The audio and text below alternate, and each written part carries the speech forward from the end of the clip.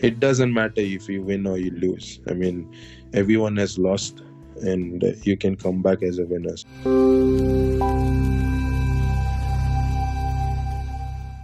And of course, it's a game of fine margins, right? Yeah. There's a fraction of a second that separates first from second, Yeah. that separates you from a podium finish, from a non-podium finish. So there's a lot of precision that's involved there, right? Of course, the distance between two successive hurdles is constant. Then the distance between the starting line and the first hurdle is constant. So I'm guessing Yeah. you probably know exactly how much steps are involved in your run up. When you should be jumping before you come close to a hurdle. Is all of that very measured? Yeah, as I said, it's years of practice. I mean, I exactly know when to jump, but there is no thinking because you've already done that, and all you have is the rhythm that you've been practicing in the ground, and then you're just trying to apply it when there is a competition. Now there is 10 athletes there. Some take pressure, some don't take pressure, some run their race. So it's like you have 10 hurdles, and the minimal mistakes you make, it's you're going to be running good then. So cutting down mistakes is very important, and that is where an athlete needs to be more conscious rather than thinking of how I'll be clearing those hurdles. Rhythm is set in your muscle memory, and you don't have to take it out. So you just run after that.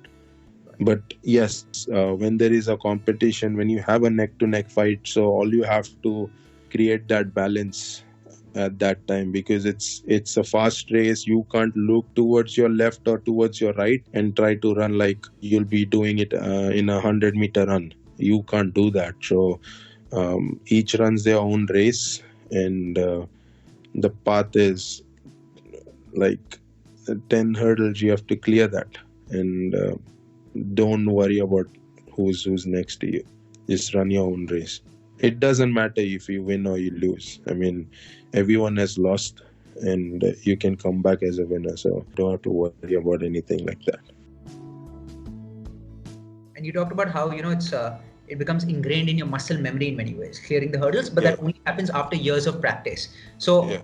I'm guessing just how you do simple tasks like say brushing your teeth. When you're brushing your teeth, you aren't necessarily thinking about how I should be picking up my brush from my right hand, picking up the toothpaste from my left hand. It happens automatically. Something like tying your Yeah. shoelaces as well, right? Yeah. You know exactly what the drill is like. But that's happened Yeah. only after you doing it for years. So it's in many Yeah. ways it's your autonomous or your semi-autonomous system that takes over. Yeah.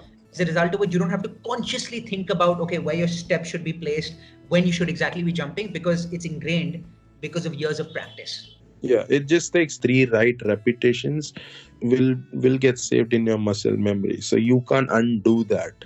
So if you're undoing that, then you weren't interested in the workout that you've done today. So everything that you do above that, it's a added bonus.